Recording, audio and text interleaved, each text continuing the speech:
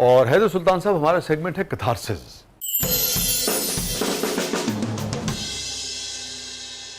अब आप, और चूंकि हम बात कर रहे हैं सुल्तान राही साहब की, और आपके ज़रिए, एक बेटे के ज़रिए, हम सुल्तान राही साहब को ज़्यादा से ज़्यादा समझने की, उनके बारे में मज़ीद जानने की कोशिश कर रहे हैं, उनके रवैयों के बारे में। क्या लगता है आपको, अगर इस सीट पर सुल्तान राही साहब मौजूद होते और मैं उनसे पूछता कि सुल्तान राही साहब, हमारा सेगमेंट है कैथारसिस, और वो कहते जनाब बिस्मिल्लाह, और फिर मैं उनसे पूछता कि एनी रिग्रेट इन लाइफ, तो सुल्तान राही साहब क्या जवाब देते? आपको क्या लगता है? आई थिंक उनके, अगर कैरियर के हवाले से बात की जाए तो आई थिंक उनका एक रिग्रेट ये बहुत रहा है कि बशीरा फिल्म उन्होंने की लाइफ में। ये रिग्रेट रहा उनका? यस, उसका रिग्रेट ये इसलिए था क्योंकि हालांकि उनकी लाइफ का टर्निंग पॉइंट बना, हाँ, और उनको अरूज वहीं से मिला। वही कहते हैं यार कि जब मैंने बशीरा की, फिर सारी जिंदगी में बशीरा ही करता रहा, मुझसे इन लोगों ने काम नहीं लिया। ये उनका वही जो हम बात कर रहे थे कि बेचैन रहे, बहुत बड़ा उनका ये रिग्रेट था, क्योंकि वो जब भी कभी उनको टाइम मिलता था कुछ डिफरेंट करने का, वो भाग के लपक के उस रोक पकड़ते थे। तो ये हमेशा कहते थे यार कि मेरी ख्वाहिश है कि मैं कुछ डिफरेंट करूँ। Secondly I would say that हमें जब उन्होंने पढ़ने के लिए बाहर भेजा, वो उनकी बहुत बड़ी विश थी कि मेरे बच्चे बाहर पढ़ें, बाहर रहें। लेकिन जब मैं वापस आया तो आई फेल्ट दैट कि उनके अंदर एक हल्की सी रिग्रेट थी कि आई एम अलोन नाउ, सारी फैमिली चली गई है, तो काम से आना घर में तो घर खाली, नौकर चाकर तो ठीक है काम चल रहा है, लेकिन वो फैमिली नहीं है, तो वो बड़ा मिस करते थे चीज़ों को। तो वो कभी कभी मुझे उनके चेहरे से फील हो जाता था कि he is regretting that little bit, कि मुझे नहीं भेजना चाहिए था। लेकिन again betterment for the life. कभी खुल के बात की उन्होंने इस पर? अबू जी ने हमें ना हमेशा एक बबल में रखा है। उन्होंने कभी उसके अंदर कुछ दुख, कुछ चीज़ें, कुछ टेंशनें नहीं आने दी। बस ये पता था कि यार क्या करना है, पैसा चाहिए ले लो, स्पेंड करना चाहिए, ये चाहिए, बस ये, बाहर क्या चल रहा है क्या। तो वो कभी ऐसे ओपनली हमसे बातें नहीं करते थे। अब जब थोड़ा मैं बड़ा हुआ, थोड़ा मैच्योर हुआ, तो उनसे कभी कोशिश करते थे कि पूछें कि अबू जी कभी कोई बात करा, तो वो आगे से बस स्माइलिंग फेस के, कुछ भी नहीं बेटा, एवरीथिंग इज फाइन। किसी भी किस्म के मसले से दूर रखते थे आप लोग? जी जी जी, घर में मैं बता रहा हूँ कि अभी वो एलिमेंट्स आने नहीं उन्होंने दिए कि बाहर क्या चल रहा है, क्या हो रहा है, कैसे क्या वो फेस कर रहे हैं। लेकिन ये उन्होंने बात जरूर शेयर की थी, बहुत स्ट्रगल पीरियड थी, कि जो उन्होंने स्ट्रगल लाइफ में की। कहते हैं बेटा मेरा वो दौर था, एक टाइम था कि मैं पैदल चलता था, स्टूडियो जाता था, और मुझे गेट के अंदर ही जाने देते थे वो लोग उस टाइम में। तो मेरे शूज़ के नीचे होल्स हो गए थे, पैदल चल चल के आगे पीछे आगे पीछे आगे पीछे। 12 साल मैंने स्ट्रगल की, तो तब जाके उन्होंने मुझे रिकग्नाइज़ करना शुरू किया कि यार ये बंदा कोई है, इसमें कोई बात है, कोई चीज़ है। मतलब 12 साल दस्तक दी, फिर जाके वो दरवाजा रुके नहीं, गिव अप नहीं किया, डिसहार्टेड नहीं हुए। डिटर्मिनेशन और उनकी जो हाँ जी, और उनकी जो वालदा की दुआएं उनके साथ थी, वो उनको लेके चलती रही। हमारा जो घर है जहाँ पे अभी हम लोग हैं, उसका बड़ा मजे का आपको वाकया सुनाता हूँ। उनके बड़े अच्छे दोस्त थे चंगेजी अंकल, अभी भी जिंदा है, काफ़ी एज के हो गए हैं, और उनके पास उस दौर में साइकिल होना बड़ी बात थी किसी के पास। उनके पास साइकिल थी, तो वो ये जाते थे ओपन एयर थिएटर देखने के लिए, अजमल खान साहब को एक्टिंग करने के लिए ना, दोनों कट्टे दोस्त। कहते हैं हमारी जेब में चने होते थे, मैंने खाने उसको भी देने में, मैं पीछे बैठता था, वो साइकिल चलता था। हम लोग जा रहे हैं तो कहते हैं इस प्लॉट के पास से मैं जब भी गुजरता था, कहता यार मैंने चंगेजी का भी यहाँ घर बनाना है, मेरी बड़ी ख्वाहिश है कि यहाँ मेरा घर हो। तो इसे दोस्त हंसते थे, हाँ ठीक है अल्लाह करेगा, अभी टाइम आएगा देख लेंगे कर लेंगे। फिर टाइम ने करवट ली, फिर वो दौर आया, फिर जब उन्होंने लिया, बनाया, वहाँ पर सब कुछ अपने फ्रॉम स्क्रैच बिल्ड किया, फिर उनको बुलाया कि आओ वेलकम, घर पे खाना खाने पर बुलाया। कहते हैं ये मेरी मेहनत है। और ड्राइंग रूम वगैरह वो कैसे कलरफुल है, कितनी ये उसी उनके ज़माने का बनाया हुआ था? जी जी जी, बेसिकली अबू जी को ना मुगलिया आर्ट बड़ी पसंद थी शुरू से। तो वो पूरा घर, आपको जब भी कभी इत्तेफाक से आप घर आ पाओगे तो देखना, मैं उस ज़माने में आया था, हर चीज़ देखा हुआ। हाँ जी, वो आपको हर चीज़ कास्ट करने आया था ना तुम्हें? वाह, यस यस यस। तो वो उस टाइम में मतलब है ये घर के हर कमरे में आपको तकरीबन चीज़ मिलेगी, आर्चेज, शीशे का काम, सब चीज़ें बड़े प्यार से, बड़े दिल से अबू जी ने बनाया घर।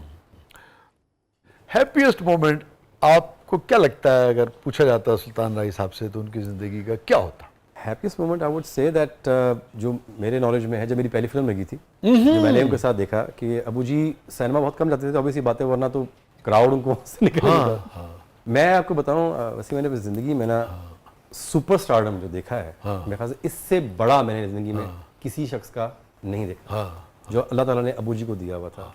आपकी बात बड़ी होती है। मेरा अगर हाफजा ठीक काम कर रहा है, तो हसन भाई ने एक जगह लिखा या गुफ्तगू में शेयर किया, हसन निसार साहब ने, जी जी, कहने लगे मॉल रोड पे मैं था और किसी की शायद को गाड़ी ख़राब हो गई, क्या हुआ, और सुल्तान राही साहब उतरे, एक तो भर गया मॉल रोड, और अगर मेरा हाफजा ठीक काम कर रहा है तो उन्होंने जो पूरी बात बयान की हसन भाई ने वो ये थी कि देखिए बड़ा आदमी क्या होता है, और कहने लगे गालिबन उन्होंने उतर के जो गाड़ी खराब हुई थी उसको धक्का लगाया सुल्तान राय साहब, और हुजूम और खलकत जमा हुई। बिल्कुल ऐसे तो उन्होंने भी इसी हवाले से, जहाँ तक मेरा हाफजा ठीक काम कर जी, रहा जी, है, बिल्कुल ऐसे वो ही। उसका पूरी गुफ्तगू का हसन भाई की, हसन निसार साहब की तासुर ये था कि उनका फेम और उनका बड़ा बिहेवियर। जी जी जी जी।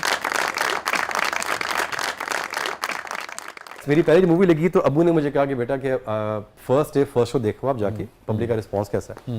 तो मैं तो बहुत पंप अप था, मेरी पहली मूवी।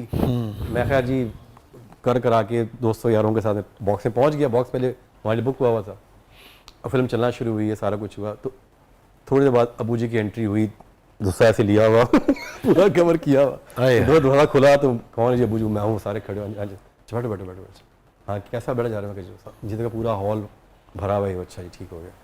अब वो जो मेरी एंट्री आई, अब जरा तसव्वुर करो ना कि वो गेट से कैसे उतर के चादर में छुप के वो जो आए होंगे वो कितनी उससे आए। तो एक बाप आया है ना, बिल्कुल बिल्कुल, देखने के लिए कि क्या रिस्पांस। तो वो जब मेरी जब एंट्री आई तो पब्लिक की जो सीटियां और ताड़ियां जब बजी हैं, तो आई सॉ हिम कि थोड़ी सी आंखों में किसी ग्लेज खुशी सी नहीं आई कि यार मतलब है कि ऑब्वियसली बात है, एक्सपेक्ट तो कर रहे थे कि अच्छा रिस्पांस जाएगा, लेकिन पब्लिक का, तो he was very very happy, emotional, बहुत इमोशनल। हाँ, तो थोड़ी देर 10 मिनट बैठे होंगे बस, तो कहते हैं बेटा मैं चलता हूँ, अगर यहाँ पे किसी को पता चल गया मैं आगे तो फिल्म सारी खत्म हो जाए तो मैं निकल जाता हूँ पहले। खैर वो साथ और जब वो 3-4 लोग थे वो लेके निकल गए।